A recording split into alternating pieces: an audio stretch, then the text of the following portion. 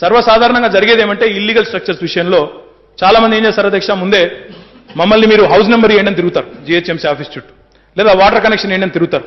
తిరిగిన తర్వాత మరి ఎప్పుడైతే మనం వారికి హౌస్ నెంబర్ ఇస్తామో ఇవ్వంగానే వెంటనే వారికి చట్టబద్ధత వచ్చే విధంగా మళ్ళీ కోర్టుకెళ్ళి వినాగర మున్సిపాలిటీకి నేను ప్రాపర్టీ ట్యాక్స్ కడుతున్నా, హెచ్ఎండబ్ల్యూఎస్కి నేను వాటర్ ట్యాక్స్ కడుతున్నా, కాబట్టి నాకు ఈ ప్రాపర్టీ నాది అని చెప్పి ప్రాపర్టీ రైట్ కోసం కొట్లాడతారు అధ్యక్ష. వారి దగ్గర ఒకవైపు ప్రాపర్టీ ట్యాక్స్ తీసుకుంటూనే, ఎందుకంటే వారు అన్ని ఎంజాయ్ చేస్తున్నారు, వాటర్ ఎంజాయ్ చేస్తున్నారు, హైదరాబాద్లో మరి పర్మిషన్ లేకపోయినా ప్రాపర్టీ తీసుకుని ఉన్నారు, కాబట్టి ఆ ట్యాక్స్ కట్టించుకుంటూనే దానిలో క్లియర్గా రాస్తున్నాం అధ్యక్ష, చాలా క్లియర్గా స్పష్టంగా, this does not entitle you to the property.